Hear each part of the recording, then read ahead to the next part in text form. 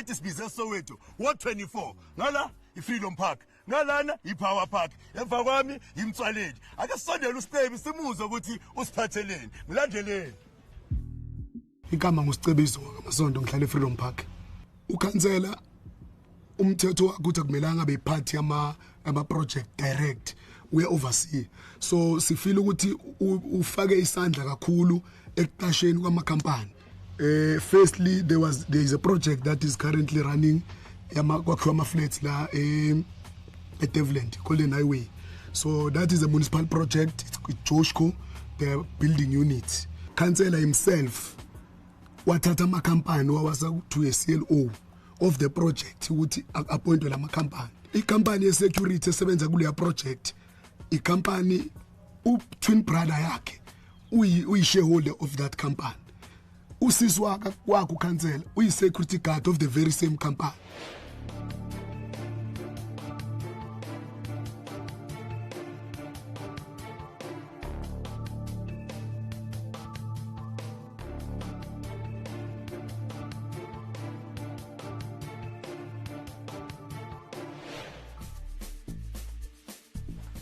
Sanibona baba. Kunjani? Njani sikhulile? Siyaphila. Siyaphila. La insizwe bovu le. Hayi ngiyabonga. Awu nazo ngafrat. Awungahlala phansi. Oh, sabo. Wesicebe mfethu. Bodi. Hey ngiyasiza isitori sakho awuthami. Hayi bonkeke mfethu. Le ndoda lena mfethu ngathi ayinzima mfethu. Awungichazele ngapi? Umuntu onjani lo muntu? Besiphila sonke no bafu budget. Besisonke because ukhansela lo oshonile besebenza naye very close. So izinto zichange makaqeda ukushona mase sizoyenza I-contestation yamakhansela because I was also part of the people umphakathi said I must go ngiyo contest ukhansela. Unfortunately azange kuhamba kahle but ngabuya ngahlala phansi and then ngayenza imizamo ukuthi sikhulumisane ubafo for the work of the organization sisonke and then kudlulile and then sasazama and then kwahlula and then ke ila khona ngithe ay umphakathi awukwazi ukukhala ngikhona kodwa ngibe ngithi ngiyawulida ngingasukumeli phambili. Awusho mfethu igama engeke zenzeka kuwena mhlambe personal ngoba phela thema sengichaza ngale ndoda le ngabonga uDay ngapha ama security company ukuthi bhuti mina la ngikhona vele sengizinikelile ukuthi for umphakathi ngamane ngife ngoba ngikhuluma nawe kanje ngihlalile eBara 1 month 2 weeks ngidutshuliwe namanje maybe if you can see I still have an operation. Yeah ngidutshula nje ngazo le ndaba zalomthetho. Yeah nga 10 bullets emeeting ni 51 cent. Yeah so angeke ngithi nginezitho ezinye zonke izitha zami zila ku politics and zikule space lesi sibuso manje. So into ecishe ifana nosiboniso Magaxa. Yeah into ecishe ifana naleyo ngoba namanje I know ukuthi there are people abangisangifuna even namanje I'm not safe but I'm willing to die for the community because ekugcineni mele umphakathi wazi iqiniso ukuthi kwenzakalani. Yemfethu umphakathi uba nenkinga ezinkulu mayelana nendawo zokuhlala. Nale project okhulume ngayo.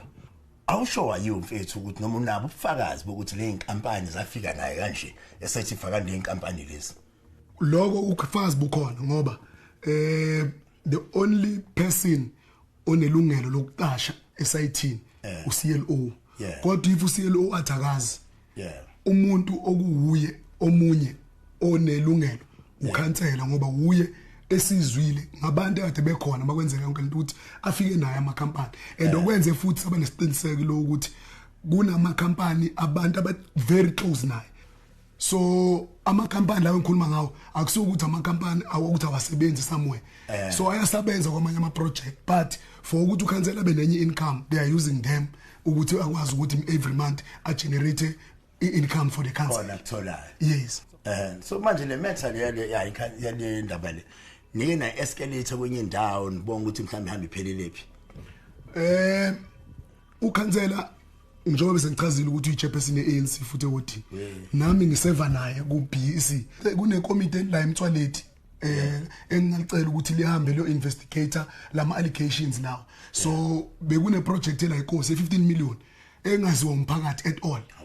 So 15 million kumele umphakathi wazi ngoba sekune CLO eliqashiwe ukhansela ngaphandle kokwenza ama process kamasipala wema interview ukuthi wonke umphakathi onelungelo lokuthi uyohlala kuma interview interview akwenzelanga process so ukhansela uvele was decided ukuthi athathe umuntu oseduze kwakhe futhi iCLO ubhuzum kanje nekhansela and the very same CLO in a company futhi kule same project eJoshko esebenza lapha eDevlin so ukufaka umakhe kule project wayo apply ubu CLO so abanye ke since wazi ebhood ukuthi akusiyo wonke umuntu ozoma phambili ngoba la wodini uyalandwa endlini ufonela ukokotela ukuthi suka kulento yenzayo so ithatha thina si brave ukuthi siyasumela umphakathi kodwa abanye bayasiza iprocess esiyenzayo kodwa from ngasemuva ngoba bagwajisiwe and batshela ukuthi if uyakuthube kwenza so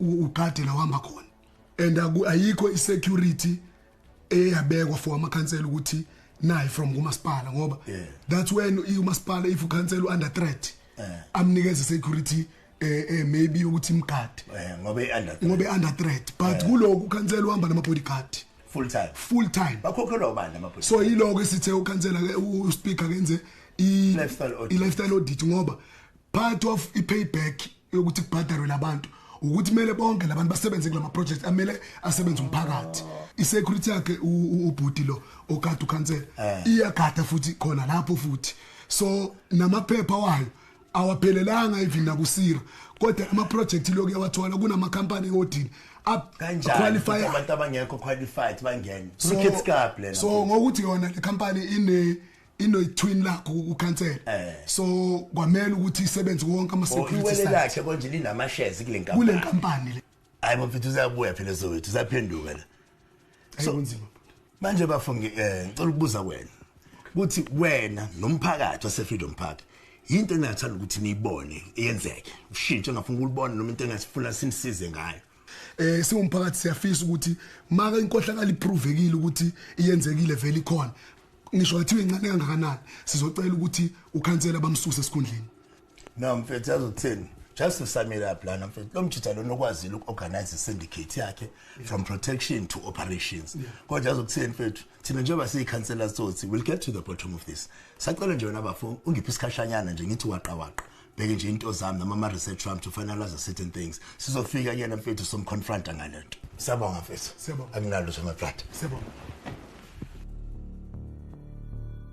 bafethu Nikren Sephilo njani? Angitshela bazalana lapha no 24 sister awuzenazo. Drama, you wish. So kama uandisiwe ngihlala wo 24 been a resident since forever. Sinama issue amaningi pertaining ukhansela wethu. Well, for one, sishonele ukhansela last year was it? Last year ne?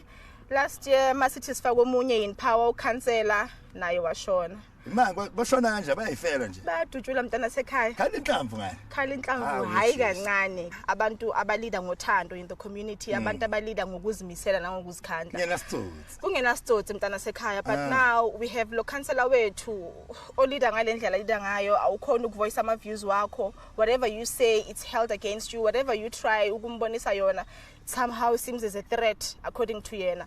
It's what he said to me.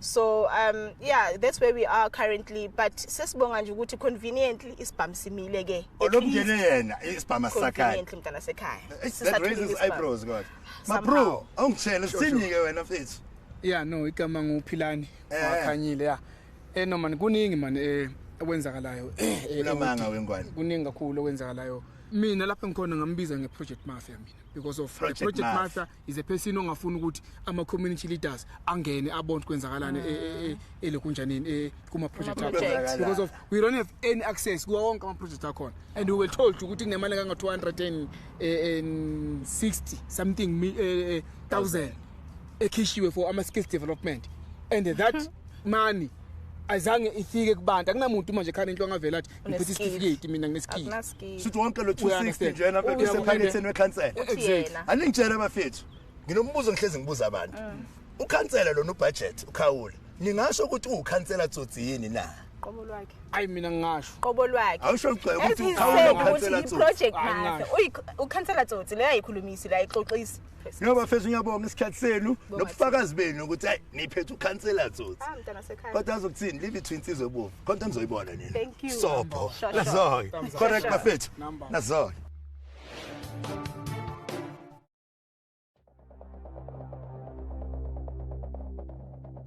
Ngibona.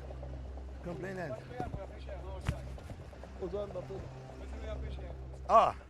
Nsizwa kunjani mfowethu? Ngiyaphila. Unsizwa ubovu lokhuluma naye mfethu. Ngiqhamuka kaMoja Love. Kulokho ihlelo lethu libiza ngekhansela Tsotsi mfethu. Ngize ubudget lona ngithi. Webudget. Simconfirm ekuqala ngoba phela ngibabili unewele wena mfethu. Ufuna ukwazi ukuthi ngabe ngikhuluma nekhansela noma ngikhuluma nekhansela. No comment. Awuthanda ukukhuluma. Mfethu kunama concerns la from umphakathi. Ngabe uyakwazi lokho? Ngabe kunenkinga uzaziyo umphakathi onazo ngawe. Akunayinkinga. Ngithulona umphakathi uneyinkinga lo. Akunayinkinga. Awazi ama complaints mhlawumbe umphakathi ungabanazo ngawe. Hawu mfowethu. Zakala bhedlalela senzekayo. Wona uyikhulumele mfethu into zakho zizobalula. Akukho ufuna ukukhuluma. La complaint yakho la mfethu. La complaint yakho lana mfethu. Awuzama ukulanga ukuthi senze. Compliment mina. Cha kunomuntu one complaint ngawe mfethu. Inkinga abanayo enkulu la mfethu. Abantu aba-appointiwe mfethu kuney'nkampani ezi-appointiwe si-appointwe uwena mfethu bathatha amafayili wena ngoba uwena oyosubmithayo ukuthi laba abasebenzayo nabo bathi kufana nalaba abagunda lotshani lobo bula wena unama-benefits kula bantu labo kuthiwa khona unama-benefits ngcono ngoba uyaphendula-ke mfethu yabo senze izinto zibe lula-ke manje la makhampani lawa mfethu akunika imali monthly basis kuze wena thola amathenda uthini ngaloko mfethu mfethu kunabantu abashonayo la mfethu ababulawayo njalo la kuzovotwa before wena ulona ube yikhansela sekushone 2 yabantu mfethu and that's concerning so bekunama political killings but wena since ufikile akusekho umuntu oshonayo mawucabanga kwenziwa yini lokho mfethu ngoba kuba nokunukeka uyayibona into engishoyo Ngiyanukela. na mfethu cela uziphendulele la Ayikho into engizoyikhuluma. la insizwa ngalana mfethu lalela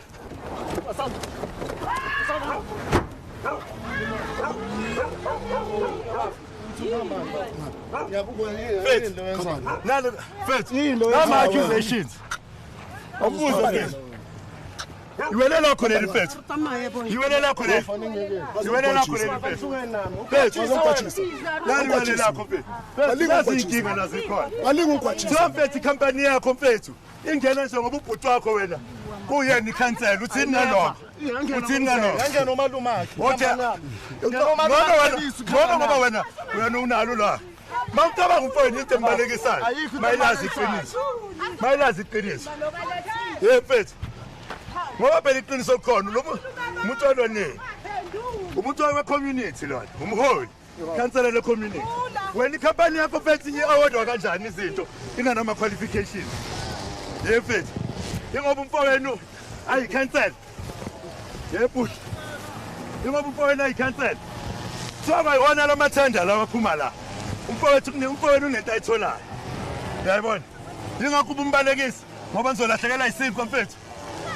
Akukho ngaphendule khona. Yebo. Yazeleke lo 15 million ke wona ke ebenufihlile emphakathini ke nithini ngawo. U15 million benufihle emphakathini. Wozodliwa yini naye umndeni nabangani. Mfethu. Phendulani mfethu. Ngoba phela manje ngaphenduli somele escalate lento lena ukhongoloze to regional. Yabona lokho akakhozi ukuthi nani manje investigate. Kanti bazokwazi ukuziphendulela kuba lula mfethu. Let's is a complaint now yaya sondela bafo sondela bafo. Uyazi company yakhe complain no comply. Awufethu complaint Kodwa comply. 2. Odi. Amathenda othiwa ode kanjani mfethu complaint company yakhe ina comply. Engibuzayo futhi enkulu indaba ubalekisa umfowethu. La ngabe nini innocent. Yebo. Yebo. Nisebenza nonke itilona ngithimba lakho leli. Phakathi nasibonela. Hayi nembongodo yakhe bayishile. Mbongodo. Uzathi uzophendula ke nani? Uzathi uzophendula ke mbongodo uphendula umphakathi. Bakithi. Nisibonele nonke. Dothe ikhansela These are one of the benefits is just fika la sifika la kwani uzona le ndawo lezi anika abantu amathenda bese bamnika ikickback yingakhe lana nomfowabo lenimbala nimbonile umbalekisele emotweni because they know what they are doing. Sizocela usondele ngapha. Dot satholile omabili lamadoda babaleka wangafuna ukuphendula. Ufila kanjani ngaloko mfethu? No bengazi ukuthi uzobaleka because vele uyabalekela umthetho. So now as the community we're not going to back down. All the offices that avuliwe for thina will go there. We're not going to tolerate corruption. We're not going to tolerate nepotism. We're not going to tolerate extortion. Because the very same ubhuti wakhe lo yitwin. Well, it is like a hero in land. Yes, the very company yakhe nomngane wakhe iyesebenza la kule 15 million project. 15 million so project. The van elected ukusuka la manje. uJamani is the very same guy ogada any project futhi somewhere khona ngapha. So ischeme sonke lesipesi story. Babaleka ingakho babaleka bonke bangafuna ukukhuluma. Mfethu ngiyakubuka ke masubonakala kahle. Bukulimele kanjani? Yonke lemsebenzi yalana, le corruption yakhona, le violence yakhona, political killings. Bakithi asingavumi ukuthi lento yenzeka kuSindiso Magaqo to come back again. This is happening again. This man could not be breathing. Unenhlanhla lendoda lenisaphefumula. Shaka nga 10 bullets, more than 50 cent, more than 2 pack. We're 51 cent.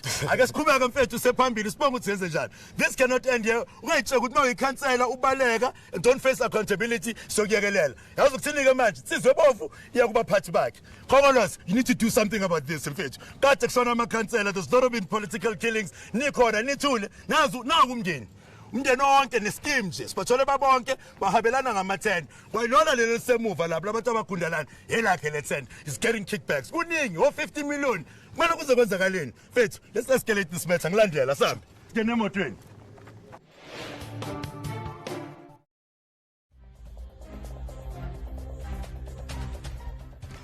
Bakithi insizwe sibalekele lana mfethu lo mkhansela rathothi wakhona niyibonele nani but yazi ukuthini ake sithinta to speak sibeze ukuthi nas escalator le matter sekhamba how fast ithola wonke nje imniningwane ngalokho. Bafo shosho Nkokheli mamela Nkokheli I'm with people la be Mojalav on that show Councillor Tsotsi which they've tried to call you abakutholi so they wanted to check because we told them we submitted the memorandum to the office of the speaker so we're still waiting for the response and so they wanted to check you on that the memorandum that you received and all of that so I think if maybe I can give them if you don't mind. Okay. Me I deal with protocol only. Okay. Yebo Nkokheli. Nkokheli kunjani? I can give you a contact of the relevant person. Ngoba lana Nkokheli what I'm trying to get mfethu yabo.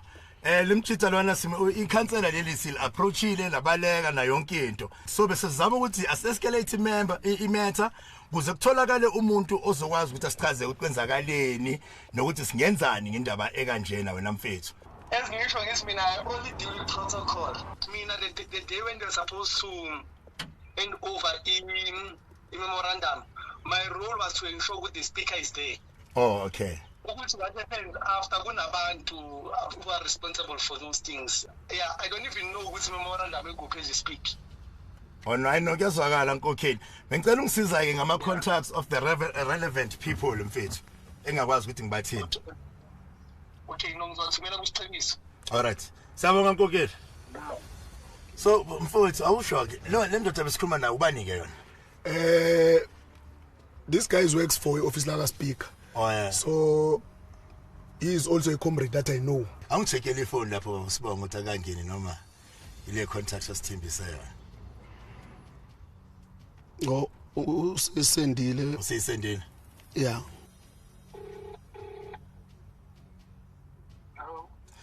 Mr. Peter, kunjani bhuti? I'm great man, sir. You're speaking to Nsizwe Bovu from Mojalav. Your number, I got it from one of the people from the office from the speaker. They said you are the relevant person that we should talk to. Yeah. Yes. I'm calling you regarding a matter from Soweto Ward 24 concerning the councillor budget. Yeah. Yes. We just wanted to check if how far has it went with the memorandum that has been sent to you, and then you brought the memorandum last week. Yes. Our legal team is still investigating the merits of that. Yes. I can tell you off right, there's no council that refers a budget. A budget is dedicated to a ward and is administrated through departments. Oh, sorry, man. I think Budget is his nickname. His actual name is Siyakudumisa Khawula. Oh, the lead petitioner. Yes. Is it that one? Yeah, that's the council. So it's still under investigation. Yes. The speaker should send in a formal letter tomorrow. All right, fine. And then, How far we are and what the process forward will be. thank you, Peter. Another thing we'd like to get is because we've tried to confront Mr. Khawula, and he practically ran away. You know, so we'd like to know, Wuti, how do we get a sit down with your office or any relevant member? Maybe probably even invite him to come through on the sit down so that he can speak his side of a story, and then he can be able to answer for himself. Or if not so, how do we get a sit down with you guys? Can I consult with the speaker and come back to you? Let me just check. I know today and tomorrow will be out because we are back-to-back meetings. Oh, yes. But let me consult. I'll save you now. Is this your number? Yes, please, kindly save these numbers. No problem. Thank you very much, Peter. I really appreciate it. Is this number WhatsApp? Yeah, I've got WhatsApp on this number. Okay, super. Thank you very much, Peter. Enjoy the rest of your day. Thanks. Ayinsizwa uyazizwela mfethu nangu Peter uyasithembisa uyacomply futhi nathi umuntu njengathi engage nematha yakhe ni escalateile uthi ayazicela bacela usuku olulodwa ukuze bakwazi ukuthi babuyele kuthina regarding this. Yeah, no, ngiyacabanga ukuthi izosiza ngoba iCity of Johannesburg yiyo ithemba esinalo ngokuthi idile ngamakhansela. Siyajabula if they will comply bangamshield, because at this point I believe nabo they will try ukuthi bamshield because of maybe ama cost azoyenzeka if baya kuma by election or everything. So njengoba kuyi election year mfethu. Yeah. Usutha amathuba ukuthi bamshield emakhulu noma they would like to clean their yard. Yeah, isifiso sethu umphakathi ukuthi siye kuma election year ezama ward namakhansela asebenzele umphakathi nathenjwa emphakathini.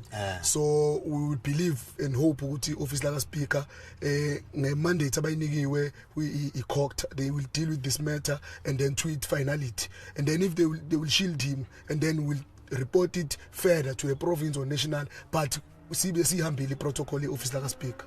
Mfethu sikwenze konke okusemandleni kwethu sekulele kubona manje.